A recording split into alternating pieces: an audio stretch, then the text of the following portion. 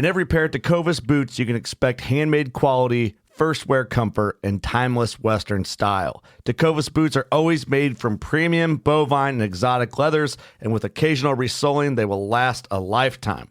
The best way to shop for boots is at your local Tecovas store, where you'll be greeted by the smell of fresh leather and a friendly smile. Come on in, grab a cold one, get fitted by a pro, and shop the latest styles. Visit tecovas.com, that's TECOVAS.com, and don't go gently, y'all. In every pair of Tecovas boots, you can expect handmade quality, first wear comfort, and timeless Western style.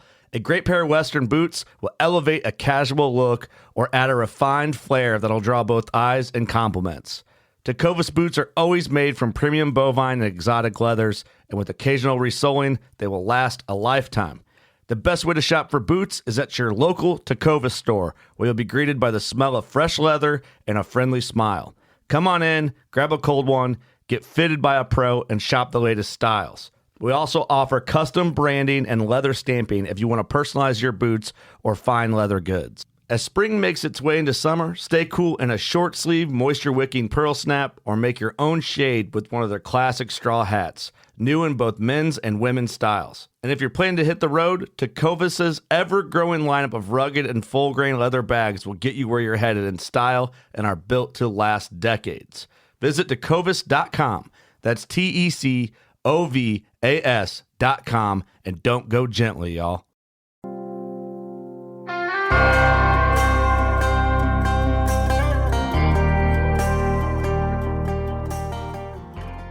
Everyone, thanks for listening to the Western Hunting Hub podcast. Mark and I have been working hard to keep episodes coming, and they've been coming weekly. So if you've missed some recent episodes, I can see downloads are down just because I had a big chunk of time in there. I wasn't getting things out. So I just want to highlight a couple for you guys to check out.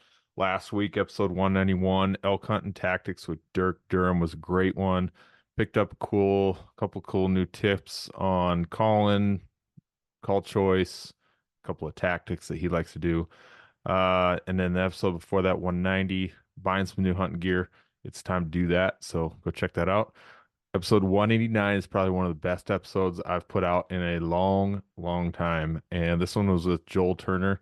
Me and Mark kind of think this is one of the best episodes Joel's ever done. And instantly, after listening, or I didn't listen to it, I just recorded it. After recording it, I went and shot my bow and just stacked arrows. So if you want to be a better bow shooter, go listen to episode 189. And then the next one after that, 188, Coloradans for Responsible Wildlife Management with Dan Gates. So you need to listen to this one. I had a buddy give some feedback on this. He's kind of in the middle, new hunter. Said Dan came off a little strong. My response to that was just that it's meant to. This is for us listeners. And so the same way Dan was speaking to us, it was important to just kind of keep in the hunting circle. And that he was speaking to other hunters. So as you begin to speak to non-hunters, the people in the middle, that's where we're going. And he also discussed with me just a little bit about my friend did about converting people and converting antis into being okay with what we're doing. Honestly, that's not the goal. That's not what's going to happen. It's unrealistic. So that's the antis are 5% or less of the population. So using that knowledge, think about those 95% of the people, or I should say 90% of the people that are in the middle and are a little unsure, maybe uneducated on some things. Those are the people that need to be convinced that what's going on in Colorado or what's going on in your state is important. So listen to that. That's a good one. If you don't care about that, you should. Howl for Wildlife is a website you should be going to check out what they got going on there. And then also make sure you go check out, before we get started here, Outdoor Call Radio app. I've been putting some stuff on there. I'm going live there Saturday, the 29th at 8 a.m. Central Time. So the Outdoor Call Radio app, that's where I'm going to be doing something. And I've been putting old episodes up there. Or you can just scroll back and listen to my old ones, whichever one you want. But there's also other good content on there from other guys, hunting and fishing content. Might be a great place to discover a new podcast. So I'm getting excited for the fall. Shooting weather has been absolutely outstanding. Great. The spring has been the weather's been awesome. So I've been getting out and trying to shoot as much as I can. This episode is all about 3D seasons and shooting your bow in your yard and getting some of that experience shooting 3Ds. My archery experience or my archery practice has been as follows: stepping out in the yard, shooting some arrows, probably two, three, four ends of arrows, and that it might consist of 6 to 10 arrows at a time. So getting in that 20 arrow range per day, not great, but good enough to kind of feel confident. But doing that daily, shoot a little bit at work, that's been handy, and then mainly in the yard. That's probably what majority of my practice has been. But it's been a little bit and a little bit of bag targets, a little bit of 3Ds, and one thing that has really improved some of my shooting practice is that I'm not spending this time sighting in. That was a goal a couple of years ago that I said I was going to do. Instead of chasing that perfect zero, I just shot and shot and shot, and then there was a week in there that I said I'm going to get things dialed in, and that's exactly what I did this year. And I feel really good with where I'm at.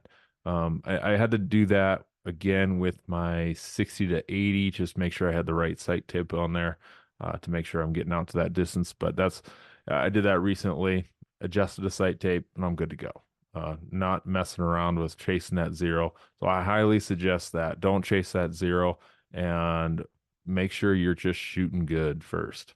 After you are shooting good, you're gonna see where those mistakes are, or you're gonna see that you're low left on everything, and you can make those adjustments as needed. It seems like in June and July, that means when the main 3D season is here. Some shoots will happen in May. Well, I guess I could say May, June, July. So really be watching out for some of those. The reason why I like to go into 3D shoots instead of just shooting bag targets or putting a 3D up in my yard is it just adds just a little bit of pressure. There's someone watching.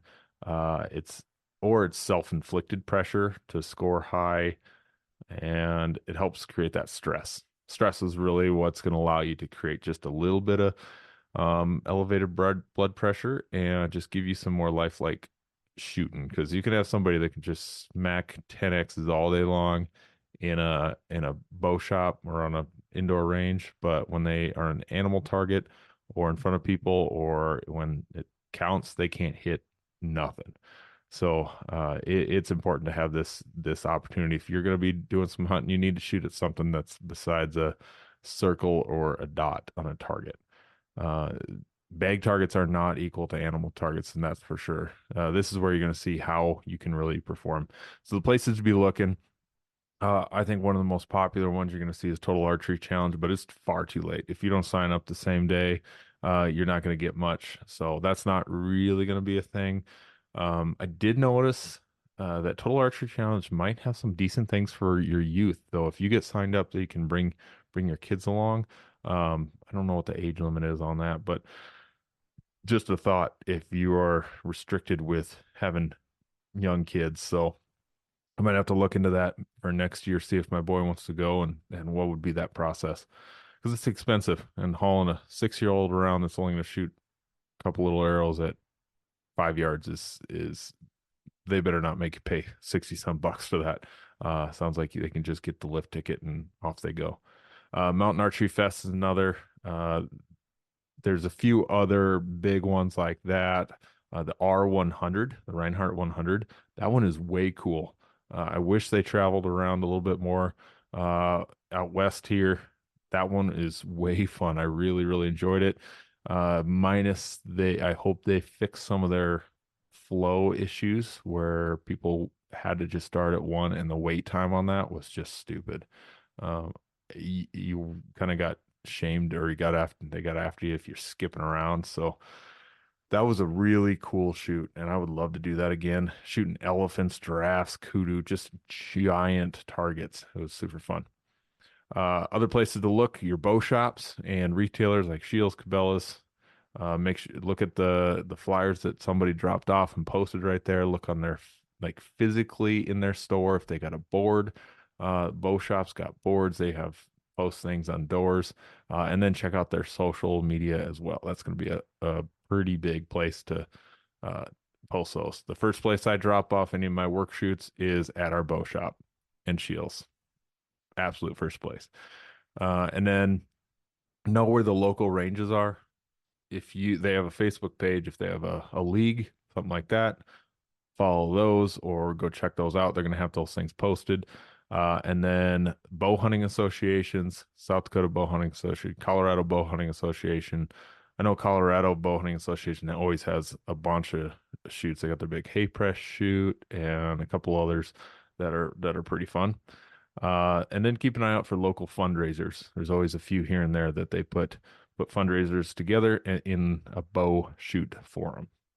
And then also check out state agencies. I don't know what other state agencies are doing, but I got mine. If you are listening to this and you're within a 6-hour drive to South Dakota, it will be worth it to come to the Black Hills, South Dakota, go to Center Lake. Free shoot. We have 60 plus targets. So a lot of people travel to go to Total Archery Challenge. Yeah, you can win a truck. You could win all kinds of big stuff. Lots of very social event, very cool event. Not going to say I'm competing with them at all. That's why we put ours the weekend before Total Archery Challenge here in South Dakota. But Father's Day weekend, South Dakota Game Fishing Parks. If you want more info on that, you can Google any of the Facebook or social media through the outdoor campus Rapid City. And I posted all kinds of stuff on our social there about our shoot that's going on. Free again. Targets are going to range from 3 yards to 100 yards, with a lot in that 20, 30, 40, 50. And then I've got a bunch of 70, a couple 80, and that 100 in there. Got to be a lot of fun. And it's around the most beautiful scenic lake. You can camp. It's same day camping reservations, so getting a campsite is pretty doable, and it's gonna be fun. So I would check that out. I'm excited to shoot it, excited to set it up. All right, next things you want to be thinking about for what to be bringing. This might be obvious, but there's actually quite a few little tricks to this, and it's kind of handy to have stuff. So you want to pack, obviously, with a hip belt, water and snacks, super important.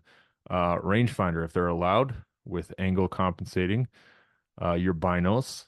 I like to have nice, strong binos, not just your 10 by 42s, but you want to be able to look and see that those scoring rings in the dark at 100 yards, at 80 yards, and so on. Maybe your boots that you need to get broken in, those need to come along, or just your good pair of hunting boots or trail runners, whatever you got. Another little tool that's handy is an arrow puller. If you have trouble pulling your arrows, if you're in country that is in dire need of bug spray or sunscreen, that should be thrown in. A bow stand is pretty handy attached to your bow, or those are pretty much built into a lot of bows. Extra nocks is kind of handy for when you lose some nocks. That arrow's not a bust. You can have someone, or someone busts just a knockoff of your arrow. You can keep going with that arrow and you're good to go. Some bow wax, maybe not too important. Arrow lube, that is a must. Your arrows might pull fine, but somebody's might not, and you're pulling arrows that guy is just like, he should have brought some lube. It's kind of a pain. And then a pen is handy for when you forget one, lose one at the check-in station. Nice to have your own. Always bring a little extra cash for drawings, challenges, donations, that sort of thing. Tools, very important to bring. Allen key set, and a multi-tool can get you a long ways. There's even bow restringer kit things that would have been handy on my wife's bow at one shoot at the R100 one year. Kind of had to piece that together, and it was kind of a bummer. Put her out of the shoot. And then with your bow, make sure you have a release on that. You may even want to throw in your extra bow if you got a backup bow. Fishing like a local isn't just about catching fish. It's about connecting with the environment and the people who call it home. It's about hearing the stories and traditions that have been passed down for generations and sharing unforgettable moments with the people you meet along the way. Fishing like a local is having an experience that stays with you forever. And with Fishing Booker, you can experience it too, no matter where you are. Discover your next adventure on Fishing Booker. At Midway USA, we know the AR-15 is one of the most popular rifles in modern American history. Known for its modularity and widespread use, it's often considered essential to any gun collection. The essential things you need to run an AR-15 are usually always in stock during shortages, things like magazines and 5.56 ammo. Whether you're looking to buy a new AR-15 or buy parts for your modern sporting rifle, log on and for just about everything for the outdoors, shop MidwayUSA.com. As far as the sight on the bow, I think that's kind of a bigger deal to be thinking about. I think 3 and 4 pin sliders have gotten really, really popular. Because of that, I'd highly suggest looking into something like,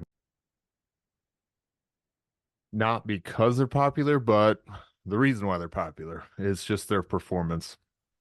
Yeah, I really like having the 4 pin slider from HHA Sports. I know the Ultra View only has a 3 pin slider, but I'd be all over that if I wanted to go with a new sight and spend $650. But my HHA does a great job and I like it. I like having 4 pins so I can have a 20, 30, 40, 50 yard for hunting and for 3D shooting. But anything past 50, I can dial that in. I can take my time on it and send that arrow. So the 3 pin slider has been outstanding.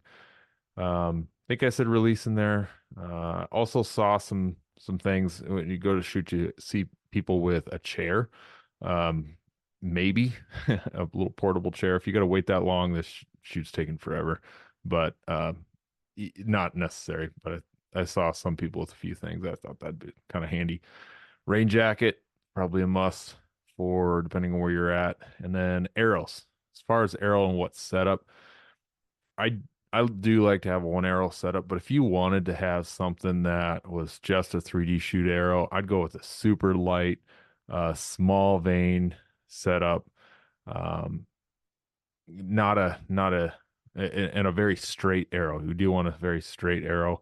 And then throw in a couple of crappy arrows for those iron bucks and iron targets. Those are nice to throw in a couple that you're not worried about busting up, but you know that they shoot well. That's an important thing. Make sure you shoot your crappy arrows every once in a while so that you can know where they're going. I got a shoot tomorrow that I'm going to, just a little fundraiser shoot. I'm gonna grab a couple of my crappy arrows and shoot it at that iron buck that they got. So that'll be in the quiver. How many? That's a tricky thing. So it depends on what the shoot is. If it is just a regular old 3D shoot that they kind of top out at 60 yards, my 6 arrows, my quiver, plenty. I'm going to use one arrow the whole time. If I lose one, I'm not doing great. But if it's total archery challenge, depends on which course you're doing. You're doing the easier courses. Last year I didn't lose an arrow. The year before that I only lost one.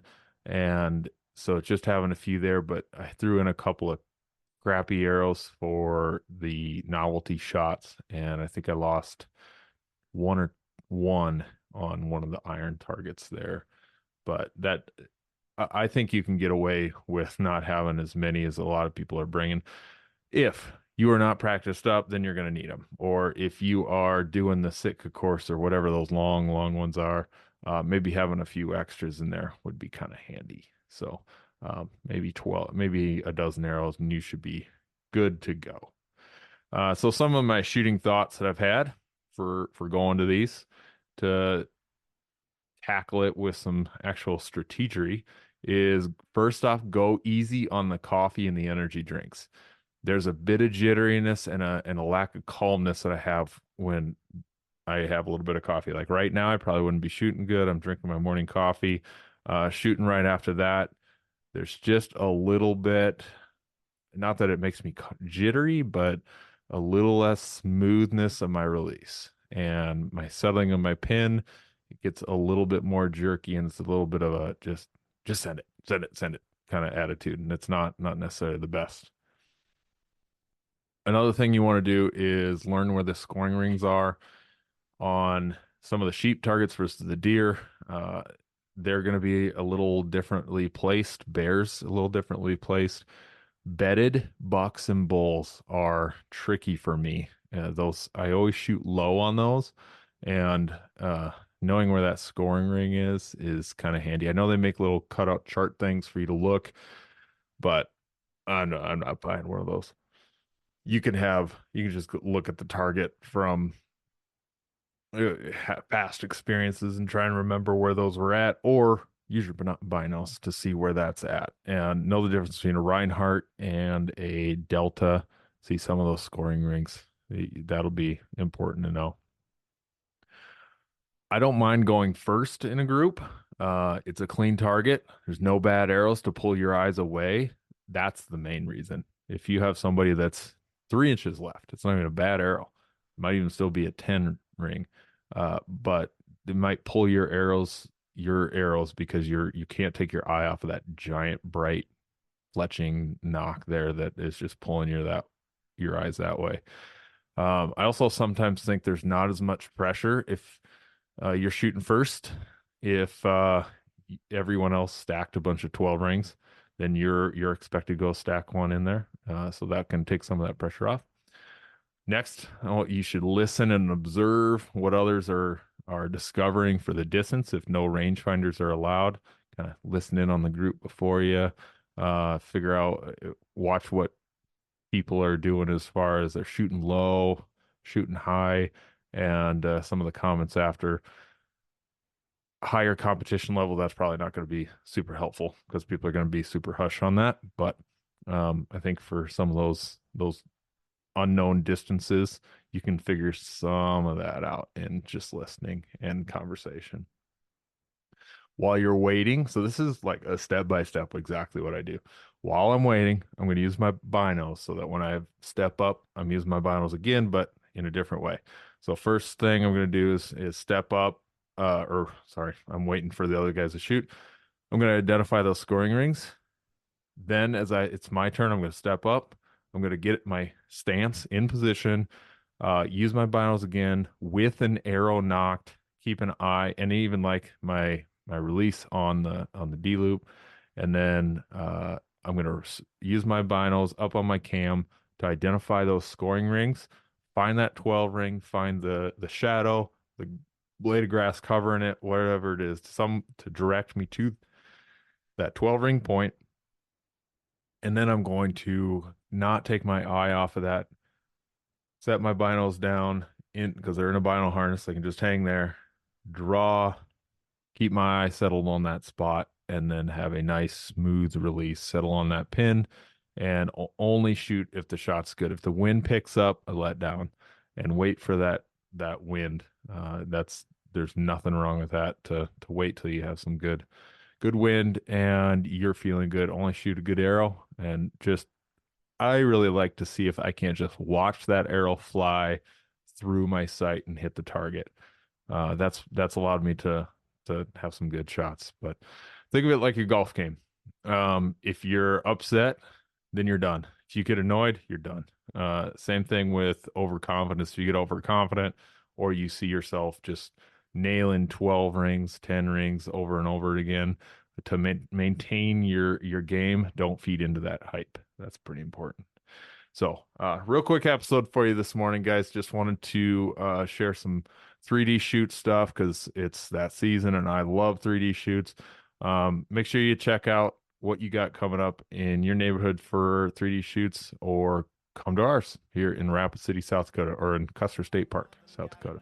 To the land, but it ain't my ground. This is God's country.